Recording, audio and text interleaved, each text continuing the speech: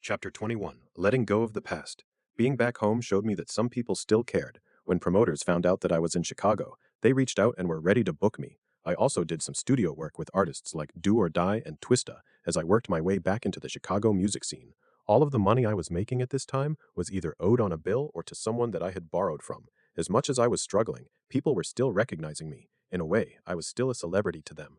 I remember times that I would be in a fast food restaurant and people would recognize who I was and would go out of the restaurant to grab more people to come meet me. I enjoyed moments like this. It was something to see how many people's lives were touched through Tupac's music, and I was grateful to have been a part of that.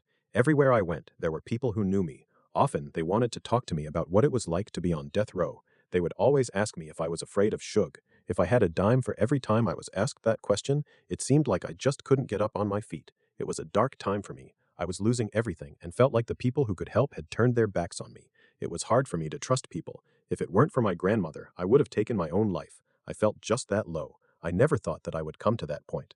But my grandmother kept praying for me, and she always knew what to say. I had to shake off the depression. I had a child to provide for, so I did what I could to find work. I did a couple of appearances at local high schools. Those times were a great boost for my ego. It was hard to move through the crowds. The kids were chasing me down the halls on some Michael Jackson shit. It was crazy. When the promoters saw the crowd's reactions, they ended up putting me on a high school tour. This is when I hired a manager by the name of D. Daniels. It was so hard to hire another manager, publicist, because at this point, I didn't trust anybody in the industry. I had already been fucked over by the best, Suge Knight, Reggie Porkbutt Wright, Michelle, and the rest of the office goons. I started booking radio interviews, and promoters were paying me $2,000 to $3,000 per show. It felt like things were looking up. D. Daniels hooked up a feature with jazz saxophonist Danny Learman to record the vocals on a song called Take My Breath Away. The song played on the radio for over 2 years. It was a good move for me. That song got me a ton of jobs as a wedding singer. It really provided me with the opportunity to get out and show people that I wanted it. I just didn't realize how many people were interested in what I had to offer.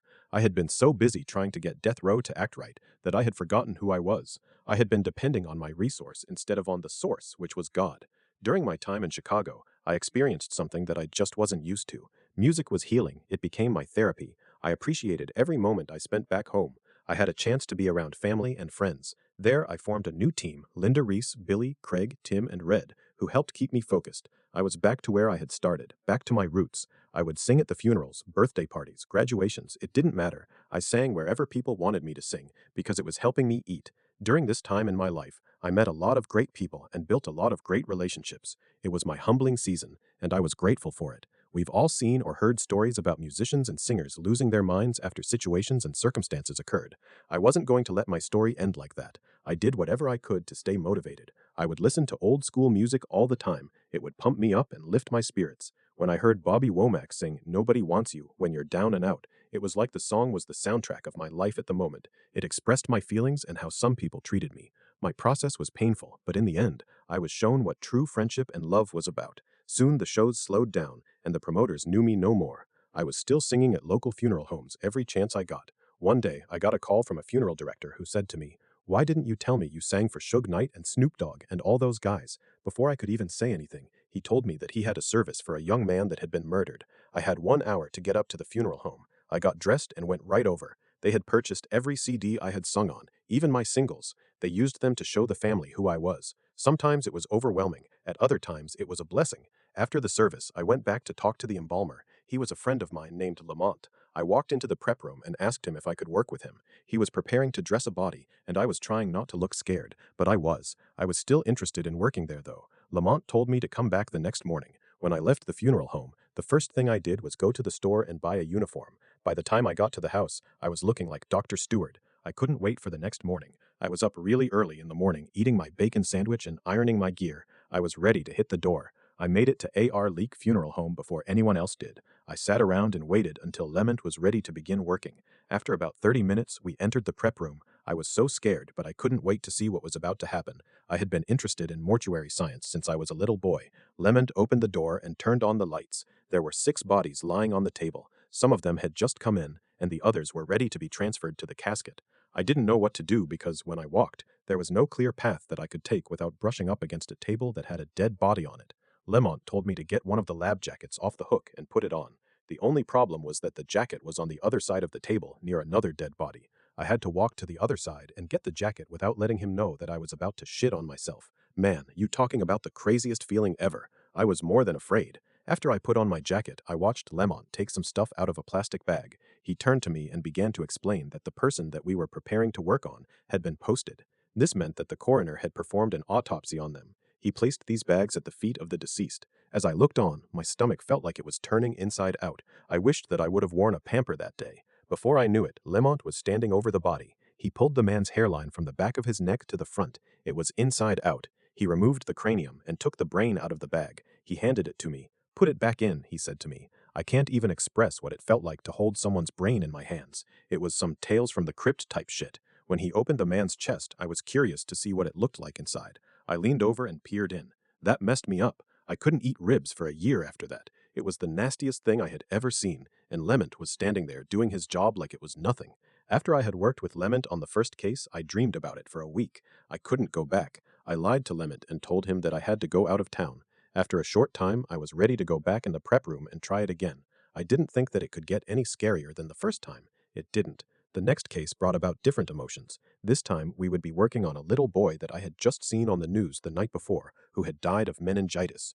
As I stood there and looked at this child, my eyes began to fill up with tears. I was crying like he was kin to me. Before we could work on him, we had to study and get instruction on how to care for the body. Meningitis is an airborne disease, and we had to treat it carefully. After reading and talking with the master of mortuary science, we were finally ready to proceed. We covered our entire bodies and went inside the room. Once in the room, Lemont handed me a bottle of Clorox bleach. He told me to open it and pour it all over the little boy's body. My eyes were burning and tearing up because I couldn't believe what I was doing to this baby, but I had to follow safety protocol. Lemont told me to make sure I poured the bleach in the boy's eyes, mouth, and anywhere there was an opening. I began to pour bleach in the little boy's mouth, and the tears that were building up began to roll down my face. I felt so bad because of what this baby had to endure. I began to think about my daughter and my nieces and nephews. I couldn't imagine what his family was going through. He looked as if he was asleep. When the mother came in to give us the little boy's clothes, she was distraught. All she had was his school uniform.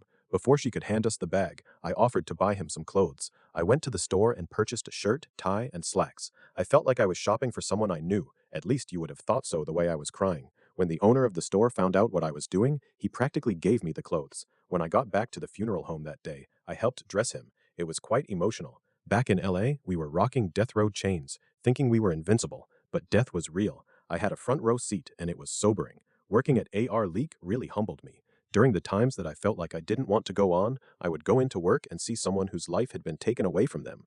Just to see how the families would react to the death of their loved one made me realize that I would never wish that type of hurt on anyone. I had everything to live for.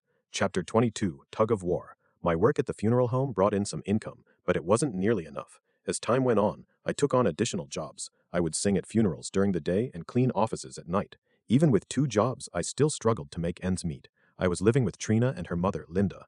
Trina and I weren't getting along at all. She slept in the room and I slept on the couch. I was still very much in love with her, but she had moved on. She had begun to date, which made things awkward for everyone. After trying unsuccessfully to win back Trina's affection, I finally decided to move on. That's when I started dating Keiki. I had known Keiki since grammar school. I'd had the biggest crush on her back in the day, but she was out of my league.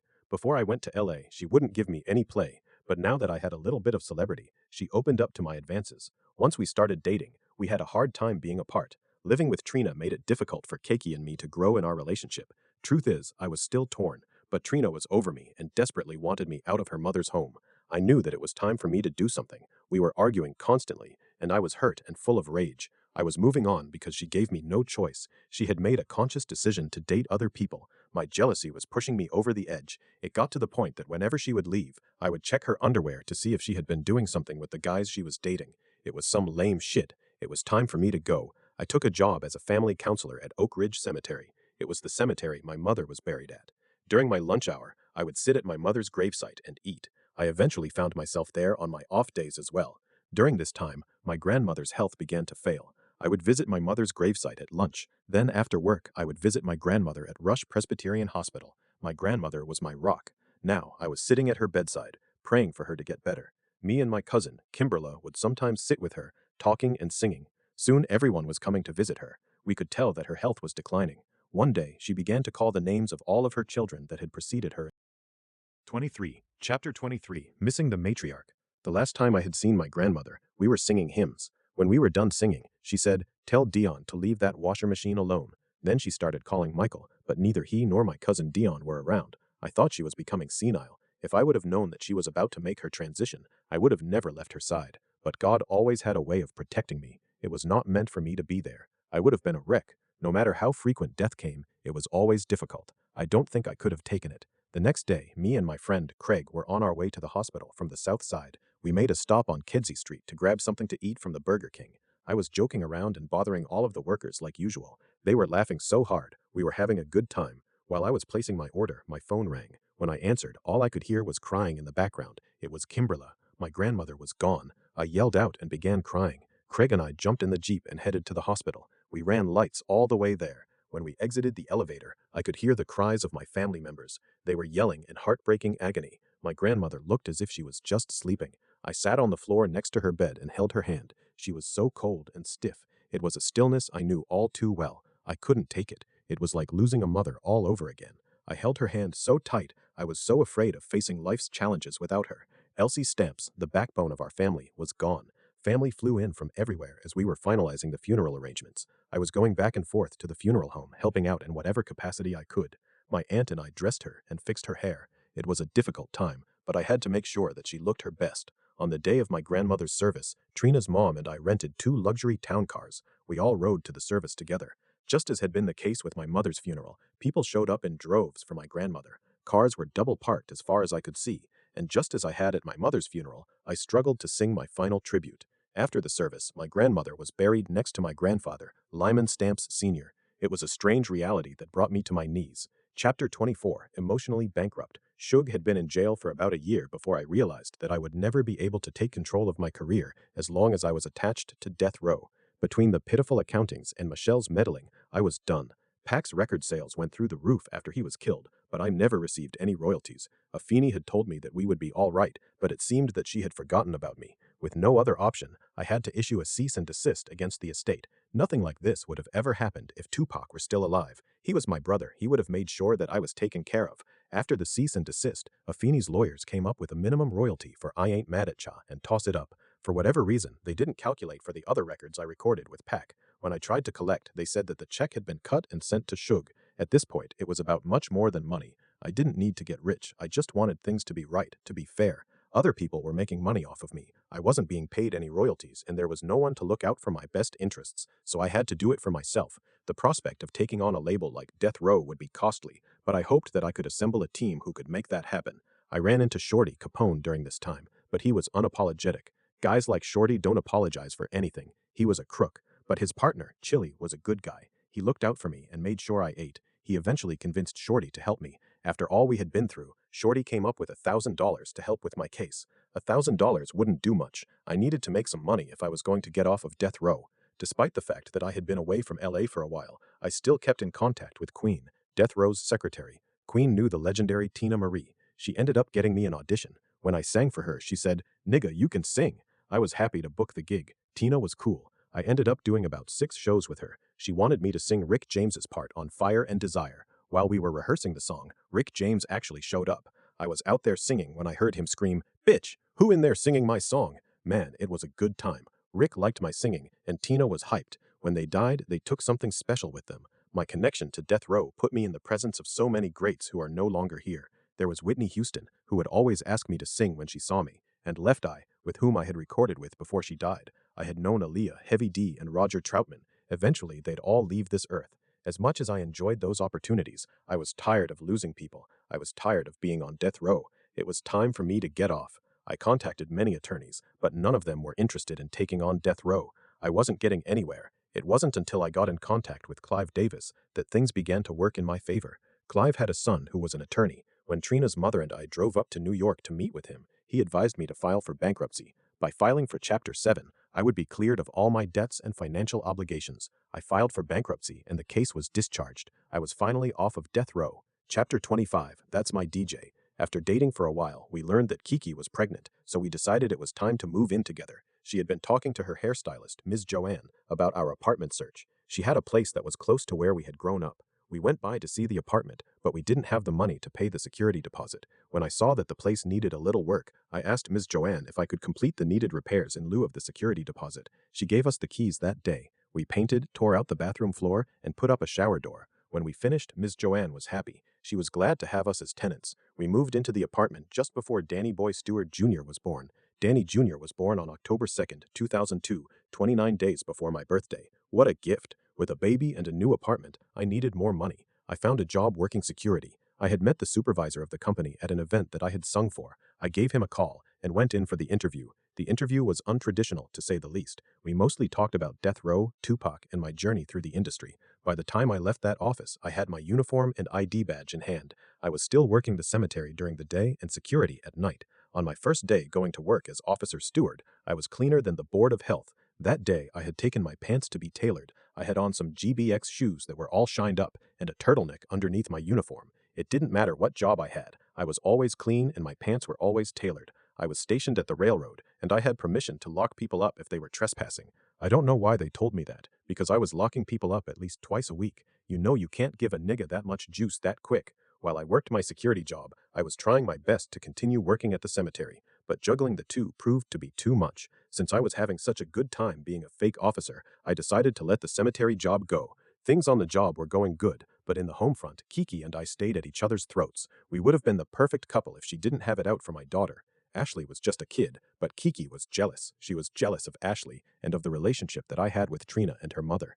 Trina and I were mature in the way we parented, and her mother would always be a mother to me. We were family, and we later became the best of friends, but that was the extent of the relationship. The romance was a thing of the past, but Kiki couldn't deal with that. She thought that I was giving all my money to Trina and Ashley. When Christmas came around, things only got worse. Kiki went shopping, but never got anything for my Ashley, and it wasn't because we didn't have the money. Our landlord had told us to keep our December rent as a gift. In addition, my manager and good friend D. Daniels had given me money for the kids. When I learned that Kiki had neglected to buy Ashley any gifts, I just gave all of the money to Trina for Ashley. When Kiki found out, she said, "You always giving them bitches something. Who you calling a bitch?" I said. "Trina's a bitch, yo fake mama's a bitch, and Ashley is a bitch," she said. When Ashley's name left her mouth, I snatched her ass up so quickly. This wasn't an easy task because she liked to fight. She had to be ready to fight to make a statement as fucked up as the one she made to me about my daughter. It was wrong of me to put my hands on a woman, but I was immature back then. That's something I'd never encourage.